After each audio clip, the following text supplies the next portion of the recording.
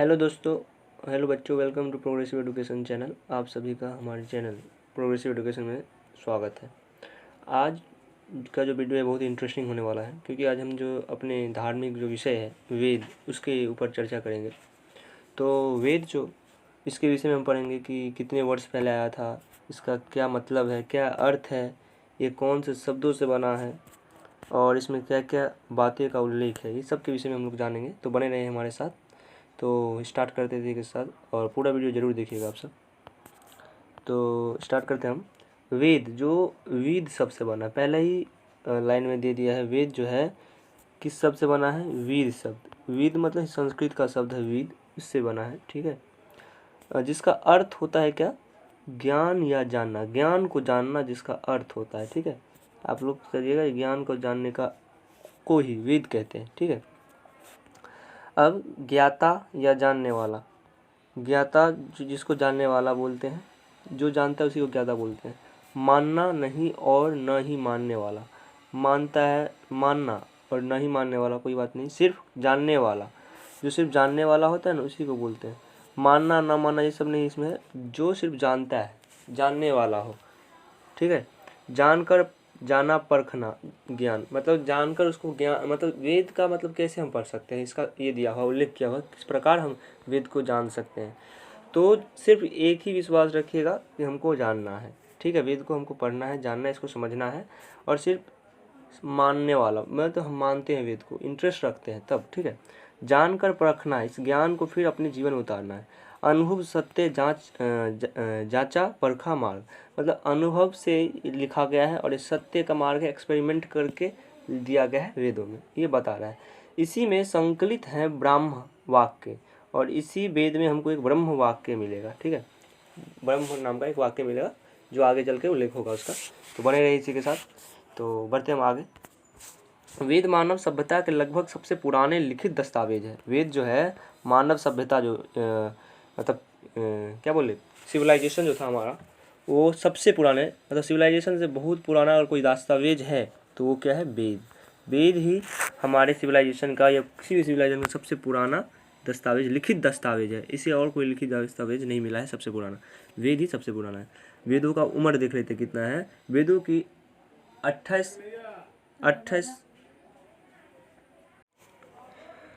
जो वेद है, वेद तो उसकी 28 पांडुलिपियाँ हैं। वेद की 28 पांडुलिपियाँ जो है कहाँ पे है? भारत में पुणे के भंडारकरण, मतलब ये जो 28 जो पांडुलिपियाँ, मतलब 28 जो इसका खंड है वेदों का, कहाँ कहाँ रखा है? भारत के जो पुणे है, महाराष्ट्र राज्य के पुणे, वहाँ पे भंडारकरण जिसका नाम है, मतलब पुस्तकालय जो बड़ा है, भंडारकरण जिसका नाम है oriental research institute. Oriental research institute में इसको रखा गया है। आप नाम देख लीजिए अच्छा से, नाम है ओरिएंटल रिसर्च इंस्टीट्यूट। ओके, उसमें रखा हुआ क्या? वेद के 28,000 पिंडलियाँ, ठीक है, रखा हुआ है। 28,000 जो खंड है ना वेद का, वो सब रखा गया है। कहाँ पे? पुणे के भंडारकर जो ओरिएंटल रिसर्च इंस्टीट्यूट है वहाँ पे, जो ओरिएंटल, ठीक है, देख लीजिएगा। इनमें से ऋग्वेद की 30 पिंडलियाँ बहुत ही महत्वपूर्ण है, और इसी में से जो हमारा जो प्रथम वेद है ऋग्वेद, उसकी जो 30 पिंडलियाँ है ना, बहुत ही ज़्यादा इम्पोर्टेंट हो जाता है। ठीक है, बहुत ही ज़्यादा इम्पोर्टेंट है 30 पिंडलियाँ। तो एक बार आप पढ़िएगा। उसके बाद जिन्हें यूनेस्को में विरासत सूची में शामिल किया है। यूनेस्को जो हेरिटेज है, यूनेस्को बोल सकते हैं, जिसमें अलग अलग देशों का जितना भी हेरिटेज है, मतलब क्या बोले, मोन्यूमेंट है, अच्छी अच्छी किताब है, मतलब जो भी अच्छी चीज़ें जो भी है सबको यूनेस्को में रखा जाता है, उसको संभाल कर उसका दर्जा दिया जाता है। तो इसी तरह हमारा जो वेद है, वेद का जो मतलब ऋग्वेद का जो प्रथम 30 ठो पिंडलियाँ हैं, उसको यूनेस्को में हेरिटेज दिया गया है, यूनेस्को हेरिटेज दिया गया है। ठीक है, सूची में शामिल किया। यूनेस्को ने ऋग्वेद की जो है 1800 से 1500 ईसा पूर्व की 1800 से 1500 जो साल है ईसा पूर्व, इतना साल पूर्व की जो 30 पिंडलियों को सांस्कृतिक धरोहरों की सूची में शामिल किया है। कौन से सूची में शामिल किया है? संस्कृत धरोहर, मतलब पूरा सांस्कृतिक में लिखा गया है, सांस्कृतिक भाषा में 30 पिंडलियाँ जो है पूरे, जो ऋग्वेद की 30 पिंडलियाँ हैं पूरा सांस्कृतिक भाषा में लिखा गया। और ऋग्वेद ही हमारे जो 4 वेद है में सबसे पुराना वेद है। ठीक है, तो उल्लेखनीय है कि यूनेस्को की 158 सूची में भारत की महत्वपूर्ण पिंडलियाँ की सूची 38 है। तो जो इतना उल्लेख हुआ, इतना बताया गया है यूनेस्को की तरफ से कि यूनेस्को की जो 158 सूची है में भारत की जो महत्वपूर्णता है पिंडलियों की कितनी सूची में रखी गई है? 38वीं सूची में। ठीक है, ये सब बहुत ही आपके जानकार, अगर आप कंपटीशन के एग्ज़ाम के लिए हो फिर भी आपको बहुत जानकारी मिलेगा। अगर पूछ दे कितनी सूची में रखा गया है यूनेस्को में हमारा महत्वपूर्ण भारत का जो वेद का जो है, तो 38वीं सूची में रखा गया है। ठीक है, ये सब आप लोग के लिए जानकारी बहुत ज़रूरी है। तो इसके साथ हम लोग आगे बढ़ते हैं। वेद की जो श्रुति भी कहा गया, वेद को श्रुति भी, पुराने जब पढ़ेंगे ना तो श्रुति मतलब क्या होता है? श्रुति मतलब होता है सुनना। श्रुति मतलब जो होता है सुनना। ठीक है, इस याद को रखिएगा, श्रुति मतलब सुनना। जो डिक्टेशन हम लोग करते हैं उसको श्रुति लेखन बोलते हैं हिंदी में। ठीक है, तो श्रुति, वेद मतलब ये होता है श्रुति, मतलब जिसे हम लोग सुनते। पहले तो लिखा ये सब नहीं किया जाता था, उतना पेज का ये सब था नहीं, तो उसे श्रुति मतलब जो छात्र होते थे गुरुकुल में जाते थे उनको नॉर्मली क्या मतलब दिया जाता था, उन लोगों को सुनने का मतलब शक्ति, श्रवण शक्ति को बढ़ाया जाता था, सुनकर ही सबको याद रखना था। अब यहाँ पे जो श्रुति हुआ उसका मेन उल्लेख है। श्रु का मतलब क्या होता है? श्रु का मतलब होता है धातु। धातु मतलब मूल शब्द।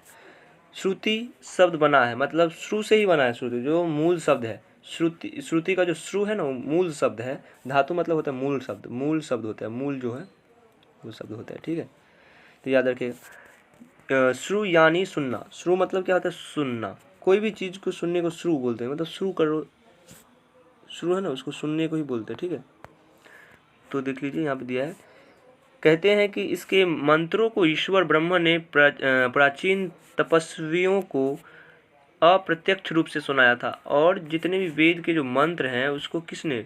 भगवान यानी ब्रह्म जो है उन्होंने तपस्वी जो थे, पुराने ज़माने के जितने भी तपस्वी थे उनको अप्रत्यक्ष रूप से सुनाया है। ठीक है, जब से गहरी तपस्या में लीन थे, जब ये कब ये सुनाया जाता था? जब वो ऋषि मुनि जो थे जब गहरी तपस्या में लीन हो जाते थे, तो लीन होने के समय ईश्वर उनके, जब समझते थे ईश्वर की मतलब वो उनका तपस्या जो है भंग नहीं हो सकता, उस समय उनको ये सब ज्ञान दिया करते थे, उस तपस्या में लीन होने की अवस्था में ही।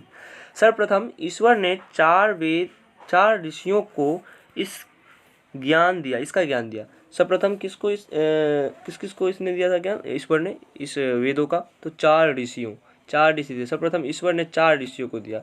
तो वो कौन कौन से? अग्नि, वायु, अंगिरा और आदित्य। ठीक है, इन 4 ऋषियों को भगवान ने पहले इस वेदों का ज्ञान दिया। ठीक है, तो बने रहिए हमारे साथ, आप लोग को अच्छा लगा होगा ये सब पढ़ के, और भी हम आगे बढ़ा रहे हैं, तो आप लोग पूरा वीडियो ज़रूर देखिएगा। ठीक है, तो वैदिक काल की वाचिक परंपरा की अनुपम कृति हैं। वेद जो है वैदिक काल की, जब वैदिक काल चलता था, वैदिक पीरियड था ना हमारे देश में, तो उस समय का जो है परंपरा कृति है, मतलब लिखा गया तो लेख है, जो पीढ़ी दर पीढ़ी पिछले 6-7 हज़ार ईस्वी पूर्व से चली आ रही है। पीढ़ी से पीढ़ी मतलब एक पीढ़ी का दूसरा पीढ़ी, फिर उसके पीढ़ी के ऐसे चलते हैं, मतलब कितने सालों से? 6-7 हज़ार ईसा पूर्व से। सोच सकते हैं, बहुत पुरानी वेद है। तो विद्वानों ने संहिता, ब्राह्मण, आरण्यक और उपनिषद इन चारों के संयोग को समग्र वेद कहते हैं। अब देखो क्या क्या को मिलाकर वेद कहते हैं। संहिता को मिलाकर, विद्वानों का अनुसार संहिता को मिलाकर ब्राह्मण, विद्वानों ने इसको संहिता, ब्राह्मण, आरण्य और उपनिषद इन चारों को संयोग करके बनाया। ठीक है, तो ये जो 4 भाग है, 4 भाग सम्मिलित रूप से श्रुति कहे जाते हैं। चारों मिलाकर श्रुति कहा जाता है, इस चारों को मिलाकर। ठीक है, 4 भागों को। बाकी ग्रंथ स्मृति के अंतर्गत आते हैं। स्मृति के, और जितने भी ग्रंथ हैं वो सब स्मृति के अंतर्गत है। स्मृति मतलब क्या होता है? कल्पना, या बोलते हैं स्मृति, जो याद रखने, इस चीज़ के अंतर्गत आते हैं।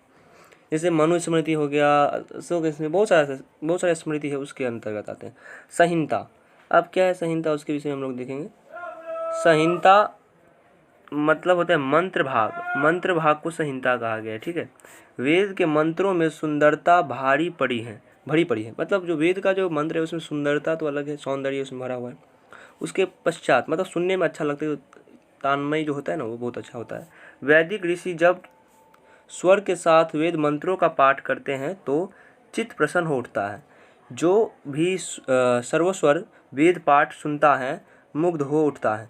मतलब वेदों का जो मंत्र में एक ऐसा अट्रैक्शन है, एक ऐसा लय है जो सुनने से इंसान का जो आंतरिक जो मन होता है वो एकदम क्या होता है, प्रसन्न से चित उठता है। जो भी स्वर वेद पाठ को सुनता है, मतलब स्वर स्वर मतलब पढ़े सुनता है, उसका जो मन है पूरा मुग्ध हो उठता है, मतलब बहुत ही ज़्यादा प्रसन्न हो उठता है वो, और हमेशा अच्छा स्वभाव में रहता है। अब बताते हैं ब्राह्मण क्या है। पढ़े बोले थे ब्राह्मण पढ़ेंगे। ब्राह्मण क्या है? ब्राह्मण जो है ग्रंथों में मुख्य रूप से यज्ञों की चर्चा है।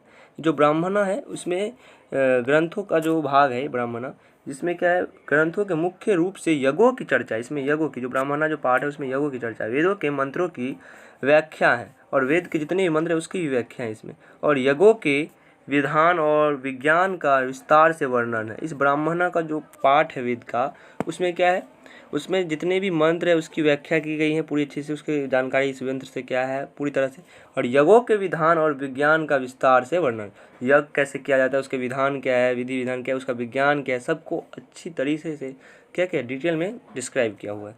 मुख्य ब्राह्मण तीन है, तीन तरह के ब्राह्मण होते हैं, जो कि है ऐतरेय, फर्स्ट ऐतरेय, तैत्तिरीय और शतपथ। ये तीन तो याद रहेगा आप सभी को। कितने ब्राह्मण हैं वेदों में? तो तीन प्रकार के होते हैं, ऐतरेय, तैत्तिरीय और क्या है, शतपथ। ठीक है, तो आप ये सबको याद रखिएगा।